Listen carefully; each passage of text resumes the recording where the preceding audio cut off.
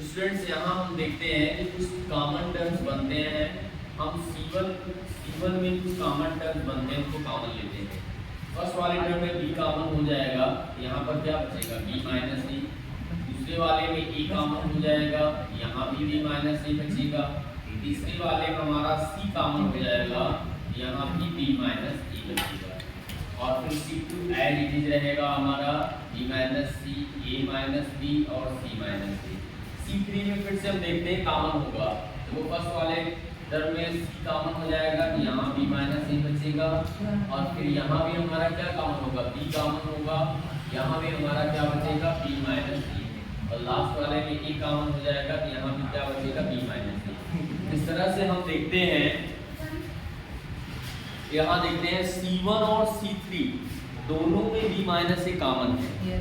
ठीक है, तो बाहर जाएगा तो आपको मैंने पहले ही बताया डिटरमिनेंट्स में किसी सिंगल रो या सिंगल कॉलम में अगर कोई वैल्यू कॉमन है तो वो कॉमन पूरे डिटरमिनेंट्स माना जाता है। यहाँ दो बार b माइनस ए आपका बाहर निकलेगा, b माइनस ए और b माइनस ए। क्या बचेगा, यहाँ बचेगा b a c, यहाँ क्या बचेगा b माइनस सी, तो वही है सेम है। और c माइनस ए, यहाँ पर आपका क्या होगा c b a। ठीक है बच्चों, अब यहाँ पर एक चीज ध्यान देने की जरूरत है कि अगर हम इनको ऐड करें आपस में, अगर इसको ऐड कर लें, ध्यान दीजिएगा, इसको C2 और C3 को ऐड करते हैं। ठीक है, C2 और C3 को ऐड करते हैं। यहाँ हम करते क्या है कि C2 change C2 plus C3, तो हमारा क्या हो जाएगा, ये हो जाएगा हमारा b माइनस ए का होल स्क्वायर हो गया, और ये हो गया b a c। ऐड करेंगे तो c कैंसिल हो जाएगा, यहाँ b आ जाएगा, b भी कैंसिल हो जाएगा, यहाँ a आ जाएगा, और a कैंसिल हो जाएगा, यहाँ c आ जाएगा, और c b a। अब स्टूडेंट्स आप लोग देख सकते हो C1 और C2 आइडेंटिकल है। C1 और C2 क्या है, आइडेंटिकल है। यहाँ पर आप देखोगे कि here C1 is equal to C2, और हम जानते हैं कि बाय प्रॉपर्टी कि किसी भी डिटरमिनेंट में अगर कोई भी दो रो या कॉलम इक्वल हो जाते हैं, आइडेंटिकल हो जाते हैं, तो उसकी वैल्यू क्या हो जाती है, जीरो हो जाती है। इस कारण से क्या होगा, b माइनस ए और डिटरमिनेंट की वैल्यू जीरो हो जाएगी, अल्टीमेटली जीरो आ जाएगा, और इस तरह से हमारा राइट हैंड साइड आ गया। तो इस तरह से हम प्रॉपर्टी का यूज करके इस क्वेश्चन को इजीली सॉल्व कर सकते हैं। बच्चों ये क्वेश्चन आपका बोर्ड में एनसीईआरटी में भी आया है, और हमारा सीबीएसई बोर्ड में भी आया है, और यूपी बोर्ड में भी ये क्वेश्चन आया है। तो इम्पोर्टेंट क्वेश्चन है, तो इस क्वेश्चन को आप कई बार सॉल्व करके और कन्फर्म करेंगे। स्टूडेंट्स, जैसा कि डिटरमिनेंट्स के एप्लीकेशन बहुत सारे हैं, प्रीवियस क्लास में हमने ए नोट्स का फार्मूला डेराइव किया था, वहाँ पे डिटरमिनेंट्स एक एप्लीकेशन था। और दूसरा एप्लीकेशन क्या है कि ट्रायंगल की एरिया फॉर्म करने में हमको डिटरमिनेंट्स का बहुत ज़्यादा यूज है, ट्रायंगल्स की एरिया फाइंड करने में। हम मानते हैं, सपोज करो ये आपका एक ट्रायंगल है ABC, ठीक है, और इसके कोऑर्डिनेट्स x1 y1 है, और b का कोऑर्डिनेट x2 y2 है, और x3 y3 है, c का कोऑर्डिनेट। तो इसकी एरिया ऑफ ट्रायंगल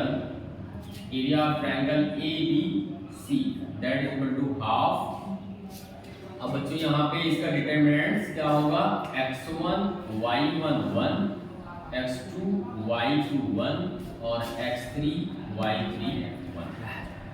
तो इस तरह से ये हमारा डिटरमिनेंट्स के एप्लीकेशन द्वारा हम इस ट्रायंगल के एरिया को फाइंड कर सकते हैं। ठीक है, तो बेसिक रूप से क्लास 10 में भी हमने जो कोऑर्डिनेट ज्योमेट्री का यूज किया था ट्रायंगल के एरिया फाइंड करने में, उस फार्मूले का डेरिवेशन भी इसी डिटरमिनेंट्स मेथड से ही हुआ है। ठीक है, तो यहाँ पर ये आपका है। अब इसका आपको डिटरमिनेंट की वैल्यू निकालना आता ही है, तो आप एक्सपेंशन चाहे R1 R2 R3 किसी के भी रेशो में हम करके इस ट्रायंगल ABC के एरिया को फाइंड कर सकते हैं।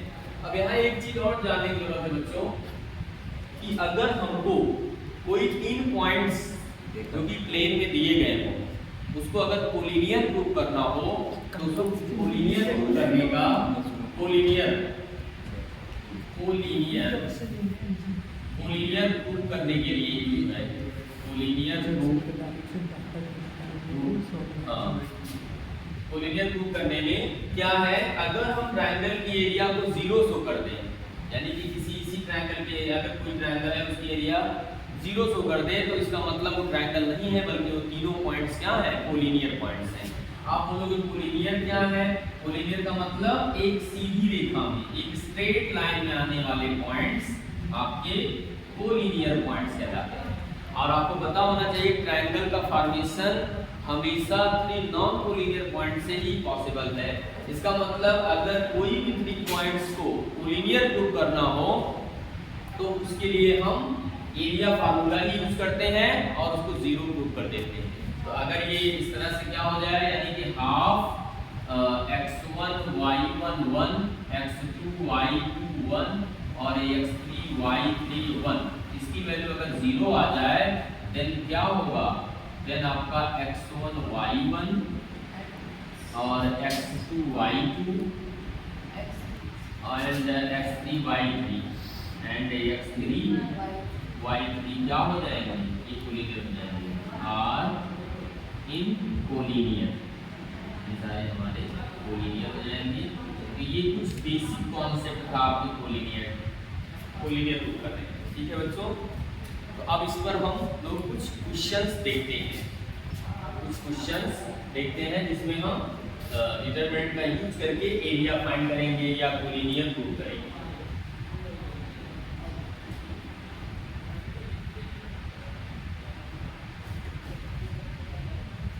बच्चों हमारा एक क्वेश्चन है, यहाँ पे लिखा है कि कुछ पॉइंट्स दिए गए हैं,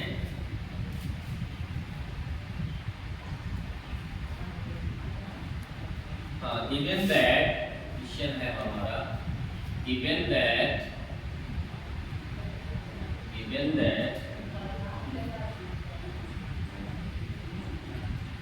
AB point A1 B1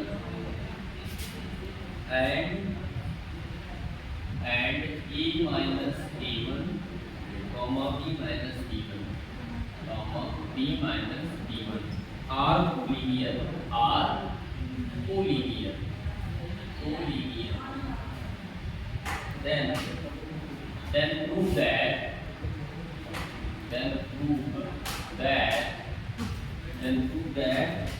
A upon A1 that is equal to B upon B1। तो बच्चों हमको दिया है कि हमारे 3 पॉइंट्स हैं, एक पॉइंट ए बी, इसकी कोऑर्डिनेट ए बी है, दूसरे के A1 B1 है, इसके हमारे A1 B1 है और फिर A minus A1 B minus B1 है। और दिया है तीनों पॉइंट्स क्या है, कोलिनियर। कोलिनियर का मतलब एक स्ट्रेट लाइन आते हैं, सीधी रेखा में आते हैं। तो इस प्रॉपर्टी का यूज करके हमको ये रिलेशन प्रूव करना है। तो हम इसमें क्या करते हैं, हम डिटरमिनेंट्स फॉर्म करते हैं। अभी मैंने आपको बताया कि अगर कोई पॉइंट्स कोलिनियर है तो उनके द्वारा बनने वाले डिटरमिनेंट्स, उनके द्वारा बनने वाले ट्रायंगल की एरिया 0 के बराबर आएगी। यानी कि क्या होगा, इसका मतलब हाफ आपका ये पता है, ये x1 y1 मान लीजिए ये है, ये हमारा x2 y2 है, ठीक है, और ये हमारा x3 y3 है।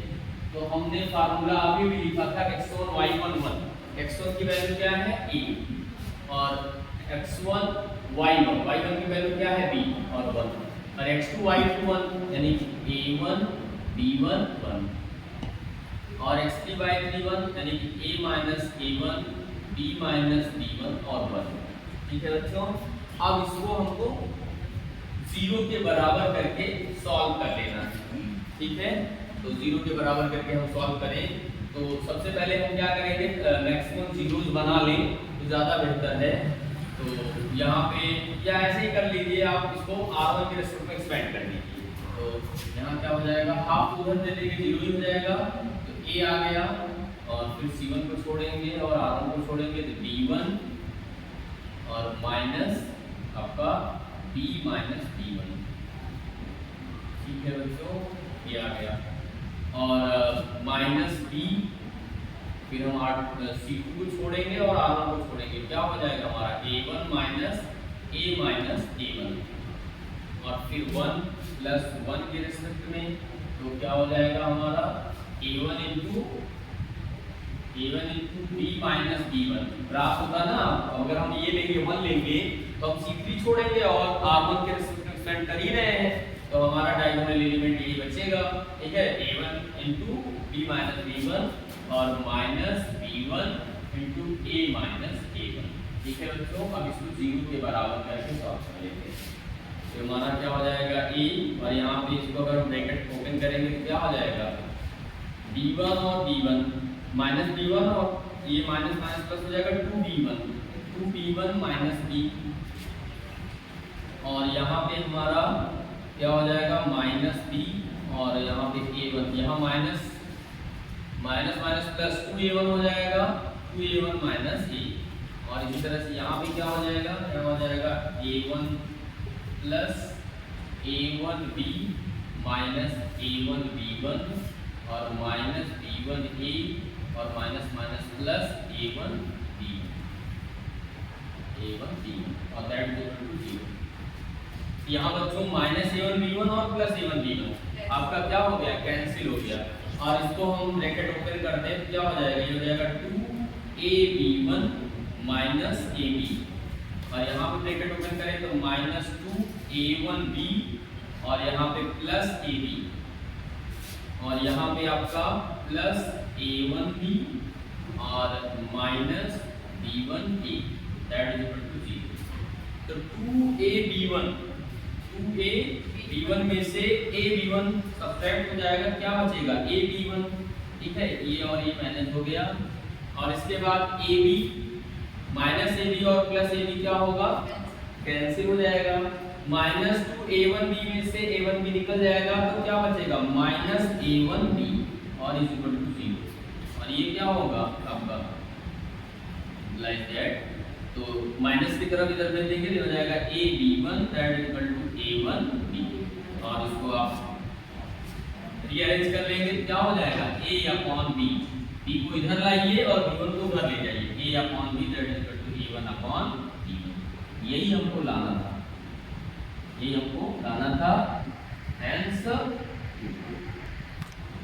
तो इस तरह से बच्चों ये क्वेश्चन हमारा एप्लीकेशन और डिटरमिनेंट पर ही बेस्ड था, जहां पर हमको कोलिनियर दिया था तो ऑलरेडी हम ट्रायंगल की एरिया फॉर्म करेंगे फार्मूला और 0 के बराबर करके सॉल्व कर दिए, हमारा रिजल्ट आ गया। उम्मीद करते हैं आपको ये क्वेश्चन समझ में आया होगा।